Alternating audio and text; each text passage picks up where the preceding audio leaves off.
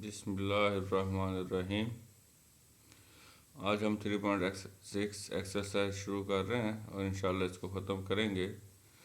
तो question number 26 से हमने शुरू करना है, लेकिन इससे पहले अगर आप मेरे चैनल पर नए हैं या अभी तक चैनल सब्सक्राइब नहीं किया, उसको सब्सक्राइब कर लें ताकि आपको मेरे लेक्चर का नोटिफिकेशन पर वक्त मिल सके और आप उससे भरपूर फ़ायदा उठा सकें। और लेक्चर को अपने दोस्तों के साथ भी शेयर करें ताकि ज़्यादा से ज़्यादा स्टूडेंट्स का फ़ायदा हो सके। चलें शुरू करते हैं। तो हमारे पास इसरो का जो इंटीग्रेंड है वो ये है, ठीक है जी। अब हम देख रहे हैं कि यहाँ पर हमें क्या करना पड़ेगा कि जो डिनोमिनेटर है वो सेपरेट करना पड़ेगा। फर्स्ट टर्म का डिनोमिनेटर अलग कर देंगे और जो सेकंड है उसका अलग कर देंगे, यानी कि बटा वाली जो रकम है उसको अलग अलग कर देंगे, ठीक है जी। तो डिनोमिनेटर हमने देखें साइन एक्स का अलग कर दिया और 1 का अलग कर दिया, ठीक है जी। अब क्या होगा, अब ये जो काज है, काज का स्क्वायर है ना, इसका मतलब है ये रिपीट हो रहा है, तो इसको हमने सिंगल लिखना है, यानी कि एक दफ़ा साइन के साथ लिखेंगे इसे और एक दफ़ा अलग लिख देंगे। जैसे यहाँ पर 1/cos अलग लिख दिया है और एक दफ़ा साइन को साइन के साथ लिख दिया। तब आप देखेंगे वो cos स्क्वायर ही है, चेंज नहीं हुआ वैसे, लेकिन उसको अलग अलग हमने कर लिया है, ठीक है जी। और ये 1/cos का मतलब आपको पता है सीकेंट होता है, ठीक है। 1/cos थीटा सीकेंट थीटा के बराबर होता है। तो यहाँ पर 1/cos स्क्वायर एक्स लिखा हुआ है, इसलिए क्या बन जाएगा सीकेंट स्क्वायर एक्स। तो ये हमने कर लिया। इसके बाद नेक्स्ट आप देखें तो ये हमारे पास 1/cos सीकेंट एक्स हो गया और 1/tan sign x over cos x लिखा हुआ था वो tan एक्स हो गया। तो अब इसका इंटीग्रल हम अलग अलग कर लेंगे। तो ये देखें सीकेंट एक्स tan एक्स का इंटीग्रल अलग हो गया, सीकेंट स्क्वायर का इंटीग्रल अलग हो गया। अब सीकेंट एक्स tan एक्स का इंटीग्रल क्या आया है सीकेंट एक्स, ये हमें याद है। अगर हम भूल रहे हों तो डेरिवेटिव और एंटी डेरिवेटिव, जैसे कि एंटी है ना इंटीग्रल, तो ये यहाँ से इधर हम ऐसे चेक कर सकते हैं कि सीकेंट एक्स का जब आप डेरिवेटिव लेंगे तो सीकेंट एक्स tan एक्स होता है, ठीक है। इसी तरह tan एक्स का डेरिवेटिव लेंगे तो वो सीकेंट स्क्वायर एक्स होता है। तो सारे फार्मूले यहाँ पर हमारे पास डेरिवेटिव से आए हुए हैं। तो अगर आप कहीं पर भूल रहे हो तो आप रिवर्स में चेक कर सकते हैं कि जो हमने लिखा है उसका डेरिवेटिव वो बनता है जो हमारे पास मौजूद है या नहीं। जैसे हमारे पास सीकेंट एक्स tan एक्स मौजूद है, हमने लिखा है सीकेंट एक्स बाद में इंटीग्रल लेने के बाद। तो अब सीकेंट एक्स का डेरिवेटिव आप चेक कर लें, हमें याद है वो सीकेंट एक्स tan एक्स होता है, इसका मतलब हमने ठीक लिखा है। इसी तरह tan एक्स का डेरिवेटिव सीकेंट स्क्वायर एक्स होता है, इसलिए सीकेंट स्क्वायर एक्स का इंटीग्रल tan एक्स हो जाएगा। तो इस अंदाज में इसको आप रिवर्स में चेक कर सकते हैं। अब तो अब हमारे पास इंटीग्रल हो गया। अब हम क्या करेंगे, इधर इस एक्स की जगह पर अपर लिमिट लिख देंगे, फिर माइनस लगा के लोअर लिमिट लिख देंगे और देखेंगे सीकेंट एक्स था, सीकेंट π/4 हो गया, अपर लिमिट आ गई, फिर माइनस लगा के सीकेंट 0 यानी कि लोअर लिमिट। अब इधर भी ऐसे ही tan एक्स है, पहले एक्स की जगह अपर लिमिट यानी कि tan π/4, फिर माइनस लगाएंगे tan 0। अब हमें पता है सीकेंट π/4 की वैल्यू चाहिए ना हमें, तो अब cos π/4 जो है वो क्या होता है 1/√2। सीकेंट और cos एक दूसरे के रेसिप्रोकल हैं, इसलिए सीकेंट π/4 क्या हो जाएगा √2। सीकेंट 0 1 हो जाएगा, tan π/4 1 होता है, tan 0 0 होता है। अब बाकी रकम को आप सिंप्लीफाई कर लेंगे तो आपके पास आंसर आ जाएगा। अब हम नेक्स्ट क्वेश्चन देखते हैं 27। अब ये जो क्वेश्चन है ये अब कह सकते हैं ये 26 ही है, तो इसको मैंने थोड़ा सा इसको हम सॉल्व करेंगे तो ये आपको नज़र आएगा कि 26 ही बन गया है। ठीक है जी, तो अब यहाँ पर 1 प्लस साइन एक्स है, तो 1 प्लस साइन एक्स को हमने क्या किया, यहाँ से इसको सिंप्लीफाई करने के लिए 1 माइनस साइन एक्स से मल्टीप्लाई भी कर दिया और डिवाइड भी कर दिया, यानी कि रैशनलाइज किया हमने। तो ऐसा करने से हमारे पास ऊपर आ जाएगा 1 माइनस साइन एक्स और नीचे हो जाएगा 1 माइनस साइन स्क्वायर एक्स। ठीक है, ये फार्मूला आपको आता है ए स्क्वायर माइनस बी स्क्वायर, ये फार्मूला पता है ना आपको, ये इक्वल होता है, यहाँ बराबर से ब्रैकेट डालते हैं ना, ए प्लस बी। ठीक है, फिर ए माइनस बी, ये फार्मूला है जो आप जानते हैं, तो ये मैंने लिख दिया है आपकी आसानी के लिए। तो ए स्क्वायर माइनस बी स्क्वायर को हम क्या लिख सकते हैं, ए प्लस बी इंटू ए माइनस बी। तो इस वक्त ये वाली शक्ल यानी कि राइट साइड वाली शक्ल हमारे पास मौजूद थी, उसको हमने लेफ़्ट वाली शक्ल दे दी। तो ये हो गया हमारा फार्मूला। अब हम ये फार्मूला जानते हैं, cos square theta plus sine square theta equal होता है 1 के। तो अब हमने यहाँ से अगर इस साइन स्क्वायर को राइट साइड पर ले जाएं तो 1 माइनस साइन स्क्वायर बन जाएगा और किसके बराबर हो जाएगा, कास स्क्वायर के। तो वही हमने कास स्क्वायर एक्स लिख दिया है। अब ये क्वेश्चन 26 बन गया समझे। तो हम क्या करेंगे, इस 1 का इंटीग्रल अलग, सॉरी डिनोमिनेटर और साइन एक्स का अलग, यानी कि बटा वाली रकम अलग अलग कर देंगे, फ्रैक्शन को उनकी शक्ल में लिख देंगे, इसको सेपरेट करके। तो ये 1 ओवर कास स्क्वायर हो गया, sine x over cos square x हो गया। तो अब 1 ओवर कास एक्स का मतलब सीकेंड एक्स, अब क्योंकि स्क्वायर मौजूद है इसलिए सीकेंड स्क्वायर एक्स हो गया। उसके बाद हमने क्या किया है, इधर इस साइन इस कास को रिपीट हो रहा है, स्क्वायर है, एक कास अलग लिख दिया और एक को साइन एक्स के नीचे लिख दिया है। अब 1 ओवर कास एक्स का मतलब सीकेंड एक्स है और साइन ओवर कास एक्स का मतलब टेन एक्स है, वो हमने लिख दिया। तो अब हम क्या करेंगे, इंटीग्रल अलग अलग कर लेंगे।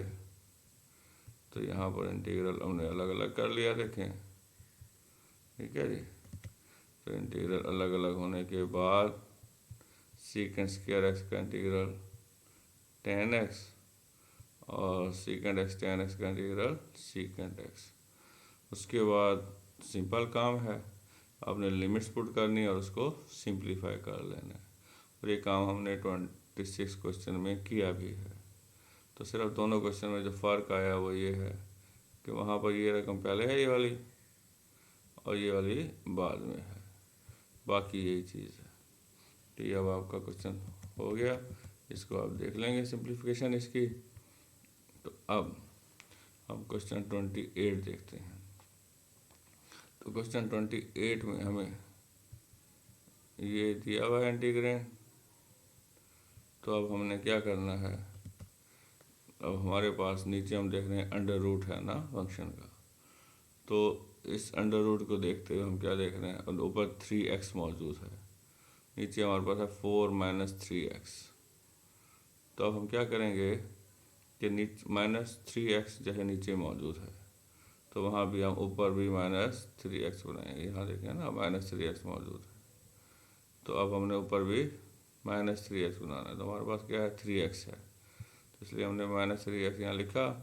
इस माइनस को बैलेंस करने के लिए यहाँ भी माइनस लिख दिया। ठीक है जी, तो ये हो गया।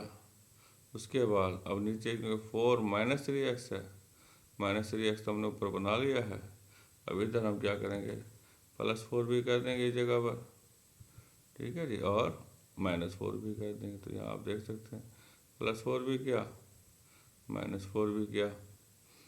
अब फिर वही जिस तरह क्वेश्चन 26 और 7 में किया हमने, डिनोमिनेटर को सेपरेट कर लें, इसका अलग और जो 4 है इसका अलग हो जाएगा।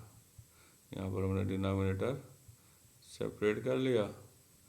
अब इस जगह पर आप देखें तो ये जो रकम है, ये दोनों रकमें एक जैसी हैं, सिर्फ क्या फ़र्क है, ऊपर रकम बगैर अंडर रूट के है और नीचे वही रकम अंडर रूट के साथ मौजूद है। यानी कि ऊपर वाली रकम का स्क्वायर रूट नहीं है, लेकिन नीचे वाली रकम का स्क्वायर रूट है। तो क्या होता है इसका आसान सी बात कि जिस ऊपर या नीचे जिसके साथ स्क्वायर रूट मौजूद है वो ख़त्म हो जाएगा, और जिसके साथ स्क्वायर रूट नहीं है वहाँ पर स्क्वायर रूट आ जाएगा। इसकी सादा सी बात है। जैसे आपके पास लिखा हुआ हो 2, ठीक है जी, 2 लिखा हुआ हो, ओवर में √2 लिखा हुआ हो, तो आप क्या करते हैं,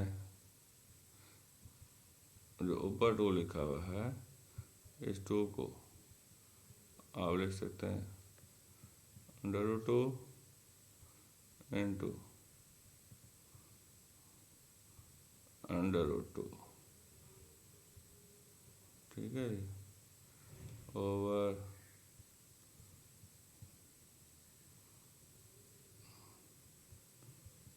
ये √2 नीचे आ जाएगा, ठीक है जी। अब ये वाला इसके साथ कैंसिल हो गया, तो बाकी जो बच गया √2 बच जाएगा ना। आप देख सकते हैं कि वही काम हो रहा है जो आपको मैंने बताया है कि यहाँ देख सकते हैं आप इस जगह 2 ऐसी रकम थी हमारे पास जिसमें एक के ऊपर दोनों रकमें लेकिन सेम है, लेकिन फ़र्क क्या है, एक जगह पर अंडर रूट मौजूद है उसी रकम का। तो हम क्या करते हैं, क्या रिज़ल्ट हुआ है, इस जगह चेक करें, ये रिज़ल्ट है ना कि जहाँ पर अंडर रूट था वो ख़त्म हो गया, ये वाली रकम ख़त्म हो गई जिसका अंडर रूट था, और जहाँ अंडर रूट नहीं था वहाँ पर अंडर रूट आ गया, ये चेंज आती है। तो यही काम हमने इस जगह पर करना है। तो ये हमने यहाँ कर लिया, देखें, और कुछ भी नहीं किया। अब इंटीग्रल अलग अलग कर लेंगे, ये कर लिया हमने। इसके बाद अब ये अंडर रूट वाली रकम है, इसको हम पावर की शक्ल में लिख सकते हैं। तो यहाँ पर 1/2 पावर बन गई। ये भी अंडर रूट है, लेकिन ये क्योंकि नीचे मौजूद है, इसको जब हम ऊपर लेके जाएंगे तो पावर नेगेटिव हो जाएगी। ये काम कर लिया। और जब हम पावर फंक्शन की देखते हैं तो सबसे पहली चीज़ हम क्या देखते हैं कि क्या यहाँ पर पावर रूल लग सकता है। अब यहाँ आप देखें ये 4 - 3x है, इसका डेरिवेटिव बनता है -3। वो अगर हमारे पास हो तो पावर रूल लग सकता है। इस वक्त हमारे पास -3 नहीं है, तो -3 बनाने के लिए है हमने -3 से मल्टीप्लाई किया और यहाँ पर डिवाइड कर दिया, ठीक है। इसी तरह यहाँ भी इसका डेरिवेटिव भी -3 बनता है, तो उससे हमने मल्टीप्लाई कर दिया और डिवाइड भी कर दिया। अब इसको ये f और ये हमने लिख दिया डेरिवेटिव ऑफ f, तो डेरिवेटिव भी -3 बन रहा है, तो -3 की जगह हमने लिख दिया डेरिवेटिव ऑफ f, ताकि हमें वाज़ेह नज़र आ जाए, ठीक है जी। इसी तरह आप चेक कर लें, यहाँ पर ये f है और ये डेरिवेटिव ऑफ f है, तो इसका डेरिवेटिव भी -3 बनता है, तो हमने वो -3 की जगह पर डेरिवेटिव ऑफ f लिख दिया है, ताकि ये जो फार्मूला है इस फार्मूले की शेप आपके सामने आ जाए। तो वो हमने कर लिया। अब फार्मूला लगा रहे हैं हम यहाँ पर, तो फार्मूले में क्या होता है, पावर में +1 करते हैं और उसी पावर से डिवाइड कर देते हैं।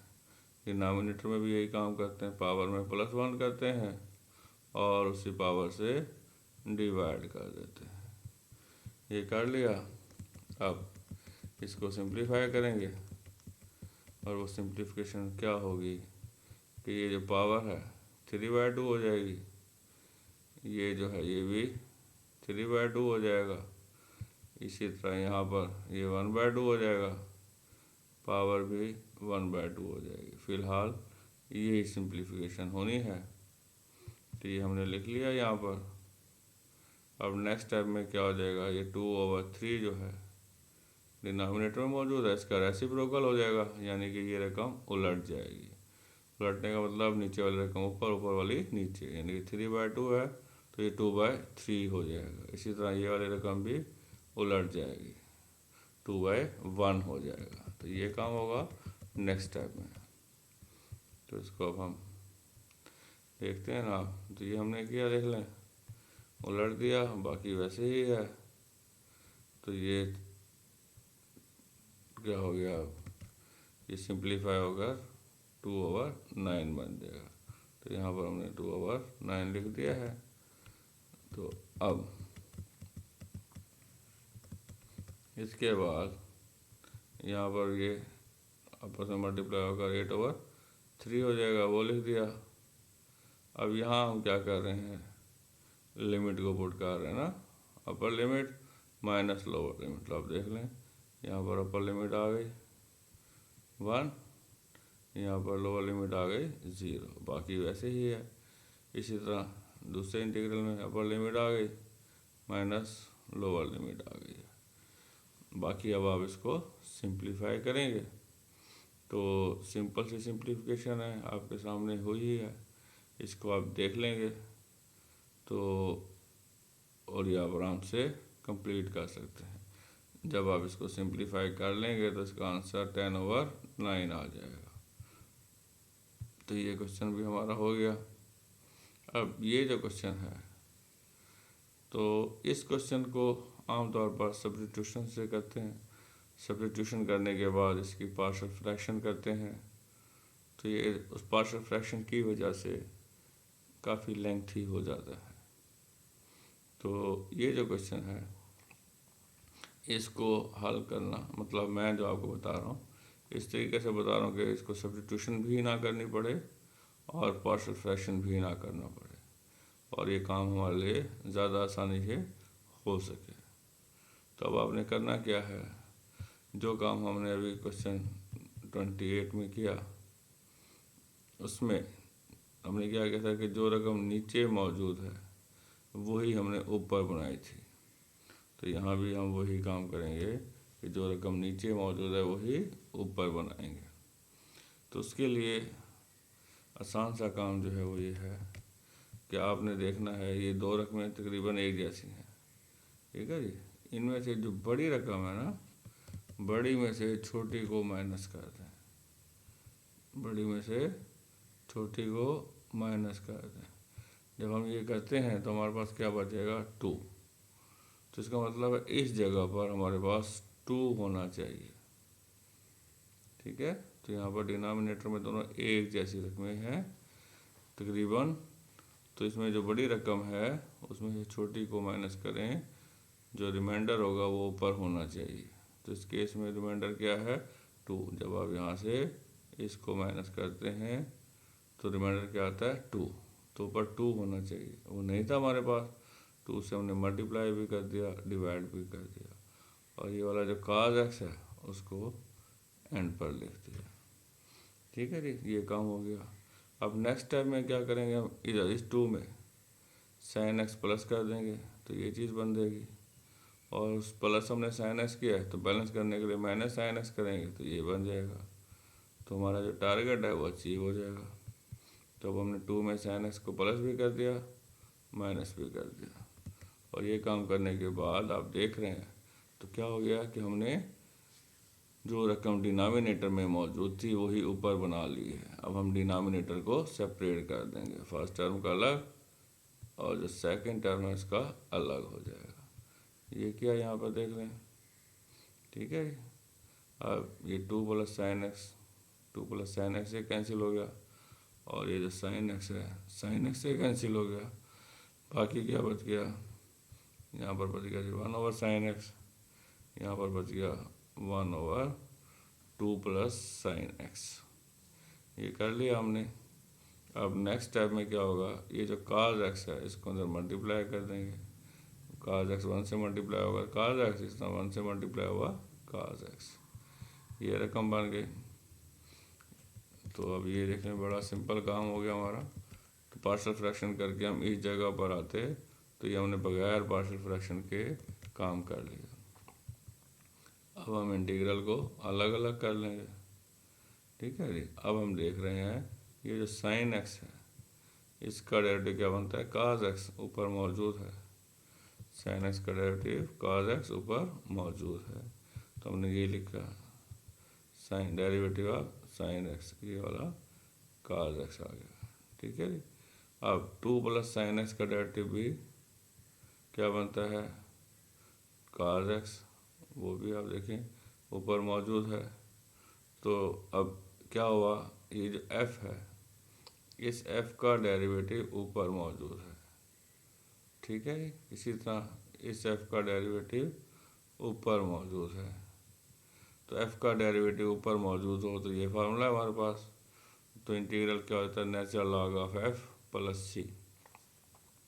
तो यहाँ पर ln sin x + c हो गया, इस तरह यहाँ पर ln 2 + sin x हो गया, क्योंकि f का डेरिवेटिव ऊपर मौजूद हो तो f का नेचुरल लॉग हो जाता है।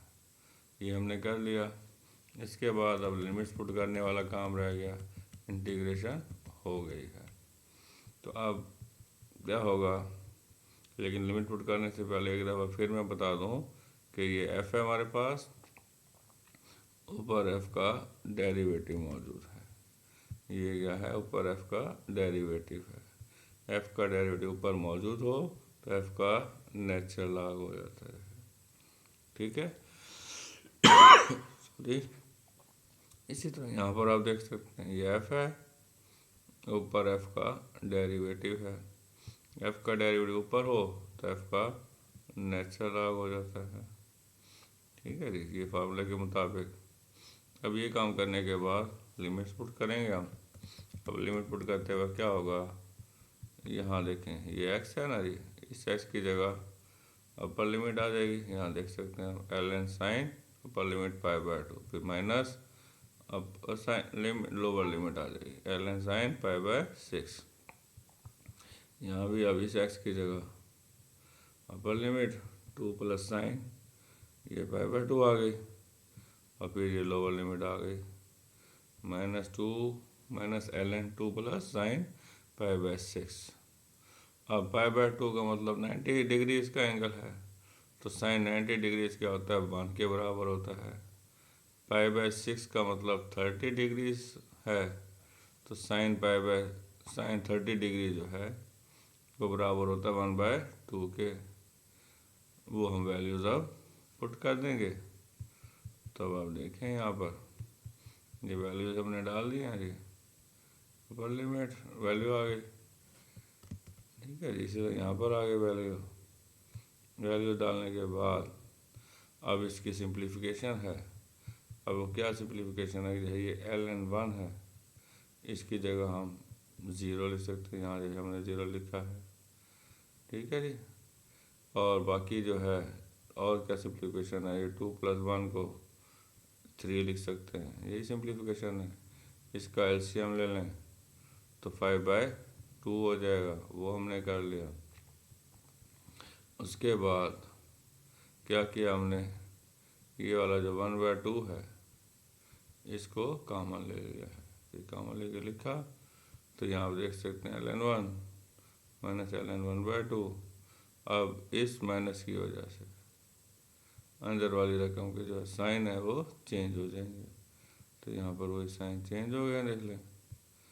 अब मज़ीद क्या हो सकता है कि आपके पास ये जो 1/2 लिखा हुआ है, इस 1/2 को आप 2 की पावर -1 लिख सकते हैं, बाकी वैसे ही आ गया। अब यहाँ पर log का पावर रूल आपको आता है कि log हो x की पावर n का, तो n शुरू में आ जाएगा, log x 7 आ जाएगा। तो यहाँ पर वही किया हमने, ये n है तो ये n शुरू में आ गया, तो बाकी रकम का log हो गया ln2। अब ln2 minus ln3 plus ln5/2 ये बन गया। अब फिर log की प्रॉपर्टी लगा देंगे, log x ओवर y आपको पता है क्या होता है, log x minus log y। तो यहाँ पर वही किया, log 2/3 प्लस मल्टीप्लाई log 5/3। ठीक है जी। तो यहाँ पर एक दफ़ा फिर देख लें इसको पीछे, ये इधर पहले log की प्रॉपर्टी लगाई है, इस जगह पर log x plus log y है ना, log x ओवर y। ठीक है, ये log x ओवर y का फार्मूला आपको आता है, log x ओवर y वो बराबर होता है log x, ठीक है जी, माइनस log y। तो ये फार्मूला इस जगह पर लग जाएगा, ये जो log 2/3 हो जाएगा ये, प्लस log 5/2 हो जाएगा। तो ये हमने यहाँ पर ये किया log 2/3। ठीक है, ये फार्मूला यहाँ लिखा हुआ भी है। उसके बाद log 5/2 जो बाकी बच रहा था। उसके बाद अब ये log xy, उसको क्या लिखते हैं, log x plus log y। तो ये log x है प्लस log y है, तो वो हमने कर लिया। तो log की ये वाली प्रॉपर्टी लग गई है। तो अब हमारे पास यहाँ पर ये 2 से 2 कैंसिल हो गया, बाकी जो बच गया वो आंसर है। तो ये हमारा 29 क्वेश्चन हो गया। अब लास्ट क्वेश्चन देख रहे हैं हम, क्वेश्चन 30। इस क्वेश्चन को भी उसी तरीके से करेंगे हम जिस तरह अभी हमने 29 किया है। इसके लिए क्या लॉजिक है, वही कि बड़े नंबर में से नीचे वाले में से छोटे को माइनस कर दें। जब आप माइनस करेंगे तो 1 आएगा यहाँ पर, जिसका मतलब क्या हो गया, ऊपर 1 होना चाहिए। तो वो तो 1 तो ऊपर है, इस जगह पर 1 तो मौजूद है। इस साइन एक्स को अगर मैं इधर डी एक्स के साथ लिख दूँ तो ऊपर 1 तो है ना हमारे पास। ठीक है, तो ये साइन एक्स अलग कर दिया तो 1 ऑलरेडी मौजूद है। अब इस 1 में cos x को प्लस कर देंगे और माइनस कर देंगे। ठीक है जी। अब इसको आप क्या लिखते हैं, 1 प्लस cos x चाहिए ना हमें, तो इस 1 प्लस cos x इस 1 में प्लस करेंगे, फिर माइनस कर देंगे। तो ये 2 प्लस cos x हो गया, फिर माइनस 1 प्लस cos x, यानी कि जो छोटी वाली रकम है, ये छोटी रकम है ना, इसको इस वाले नंबर में हमने क्या करना है, प्लस करना है, फिर माइनस के बाद छोटी रकम लिख देनी है।